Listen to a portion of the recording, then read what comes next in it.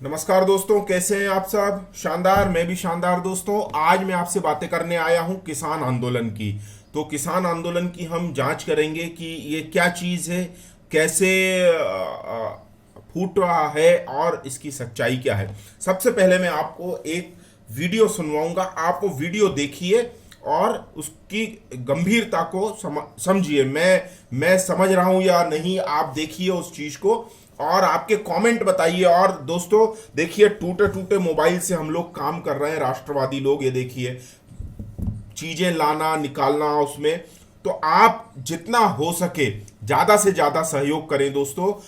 आपका एक like, comment, subscribe भी हमारा उत्साह बढ़ाएगा। और आप कम से कम ऐसे ग्रुप में हमें शेयर कर दीजिए वीडियो जो राष्ट्रवादियों के वीडियो को राष्ट्रवादियों को समर्थन देते हैं। क्योंकि अभी तो हमारा काम करना ऐसा ही है कि अपना ही दिया, अपनी ही बाती, अपना ही तेल, और वो माचिस की तिल्ली भी हमारी अपनी, जिससे रोशनी होती है।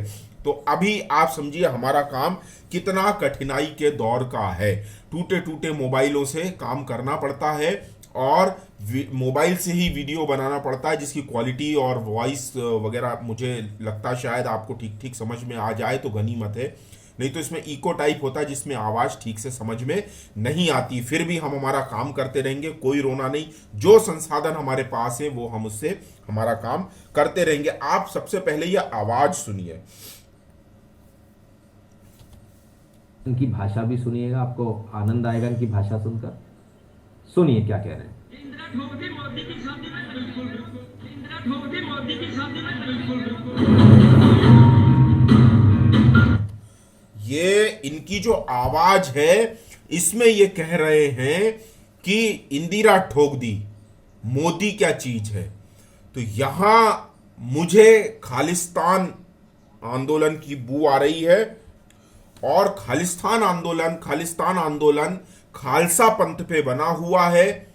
ये पंजाब के उन सिखों का समूह है जिन लोगों को अब्राहमिक जो रिलीजन है उस पे चलना जिनको पसंद है। अब्राहमिक रिलीजन एक लाइन पे चलते हैं, और जो समग्र हिंदू है वो एक पूरा बृहत्तर व्हील है, एक साइकिल है, चक्र है, जिसमें सभी को समाहित है। तो सिख जो है वो मूलतः हिंदू आंदोलन पे चला था। यहां मैं किसान आंदोलन वर्सेस खालिस्तान आंदोलन नहीं कर रहा हूं, लेकिन यहां पर मैं सिर्फ आपको यह बताने की कोशिश कर रहा हूं कि किसानों के भेष में खालिस्तानी हमारे देश में ना घुस जाएं।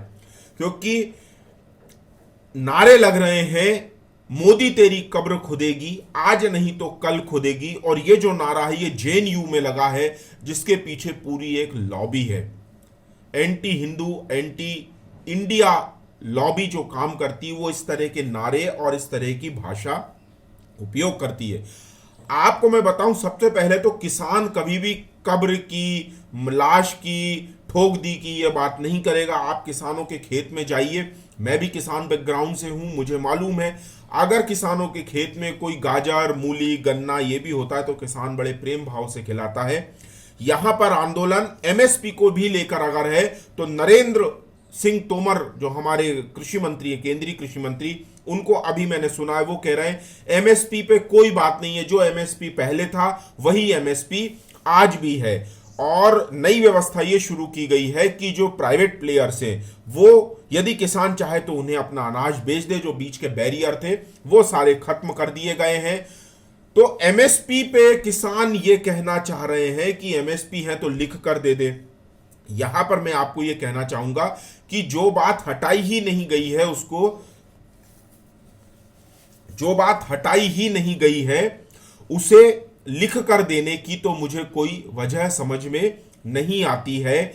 लेकिन नरेंद्र सिंह तोमर जी का जो बयान है वो बयान इसलिए भी इंपॉर्टेंट है कि मंडियों में सरकारी भाव पे किसानों की खरीदी हो रही थी, हो रही है और होती रहेगी, है ना। मैं आपको कुछ पिक्स दिखला देता हूं उसमें। देखिए ये आंदोलन कितना खतरनाक, अभी ये पिक ठीक नहीं है, मैं इसका वीडियो भी आपको चला के बताने की कोशिश करूंगा। ये ट्रैक्टर दिख रहा है और उसमें इसके सामने एक पुलिस वाला है।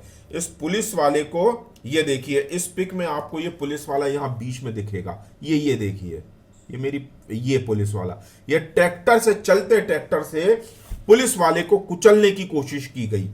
चलते ट्रैक्टर में पुलिस वाले को कुचलने की कोशिश की गई। दोस्तों, ये इतना खतरनाक तरीके से है कि इसकी आप कल्पना नहीं कर सकते।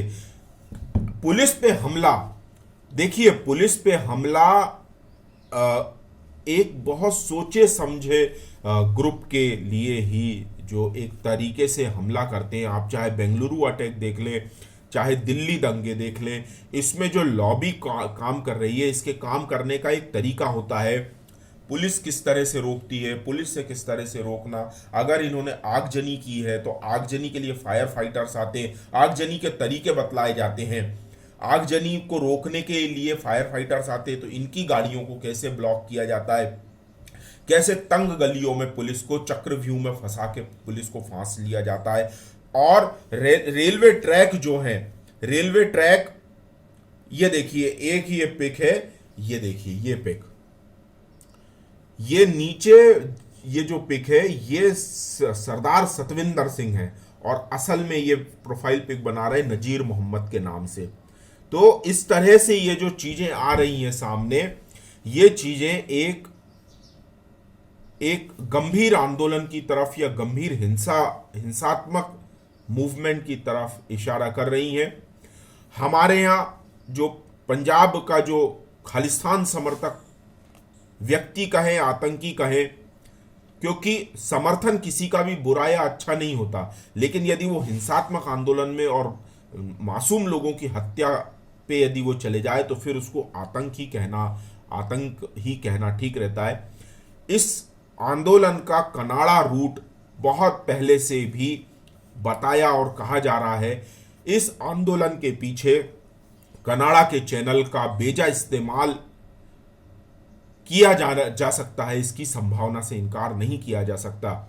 कनाडा के अभी प्राइम मिनिस्टर भी आए थे, उस समय भी भारत की तरफ से, हम लोगों की तरफ से तो हमने विरोध जताया था, तो उनका स्वागत भी उस तरीके से नहीं हुआ जिस तरीके से भारत की परंपरा में किया जाता है। उनको वो हमारी नाराजगी समझ में आई थी, उसके बाद उन्होंने भारत का पक्ष भी समझा था और फिर खालिस्तान मूवमेंट को, खालिस्तानियों को जो कनाडा की धरती का इस्तेमाल करते हैं और पाकिस्तान चैनल वहां से थ्रू कनाडा रूट के काम करती है, उसको कंट्रोल करने की एक मुहिम चालू की थी उन्होंने। तो ये आंदोलन वहां जो दबाया गया है, हो सकता है कि ये आंदोलन दिल्ली का जो फेलियर है उसको फिर से थ्रू पंजाब के चलाए जाने की कोशिश हो सकती है। एक प्रश्न और ये आ रहा है कि किसान जो कृषि होती है वो स्टेट गवर्नमेंट के अंडर होती है, तो पंजाब में पंजाब की गवर्नमेंट इसके लिए जिम्मेदार होती है। शिक्षा और कृषि जो है वो स्टेट गवर्नमेंट के अंडर होती है। तो ये आंदोलन मोदी के विरोध में क्यों हो रहा है और क्यों पंजाब से ये दिल्ली की तरफ मूव किए जा रहे हैं, क्यों ये दिल्ली को बदहाल करने की कोशिश दोबारा से की जा रही है, ये प्रश्न आते हैं। और सरकारी मंडियों पे भी टैक्स होते हैं, राज्य शासन को टैक्स लगाने पड़ते हैं। तो राज्य शासन जो टैक्स लगाता है वो एक लिमिट में ठीक होते हैं, लेकिन पंजाब में जो मंडियों पर टैक्स है वो 8.5% बताए जा रहे हैं, जो भारत में सबसे ज्यादा है। और पंजाब की सरकार टैक्स ये वसूलती है, तो ये टैक्स पंजाब की सरकार को कम करने चाहिए। और एक प्रश्न ये भी आता है कि पंजाब में मंडियों पर किसका कंट्रोल है। पंजाब में मंडियों पर क्या कांग्रेस का कंट्रोल है? क्या पंजाब में मंडियों पे अमरिंदर सिंह जो वहां के मुख्यमंत्री हैं वो और उनके परिवार का कंट्रोल है? यदि हाँ ये कंट्रोल उनका है तो आपको समझ जाना चाहिए कि ये आंदोलन क्यों हो रहे हैं, क्यों किसान के नाम से बिचौलियों को, दलालों को जो मंडियों पे जो कंट्रोल करके किसानों का खून चूसते हैं, उनको बचाए जाने की मुहिम तो नहीं हो सकती है ये। तो मैं अभी यहीं पर ये वीडियो को पूरा करता हूं। जितनी जानकारी मेरे पास थी, ये वीडियो हमारे द्वारा जो बताया गया, इसमें नितिन शुक्ला जी का सहयोग और सौजन्य से हमें ये प्राप्त हुआ है उनका नाम लेना जरूरी है, क्योंकि मेहनत जो करते हैं उन तक ये बात पहुंचनी चाहिए। तो आप जिन जिन भी माध्यमों से हमें सपोर्ट कर सकते हैं आप जरूर करें, और जो लोग हमें सहयोग दे सकते हैं, फाइनेंशियली सपोर्ट कर सकते हैं, उनके लिए हमने बैंक डिटेल दे दी है, आप उसका भी उपयोग कर सकते हैं। Thank you very much. Bharat माता की जय।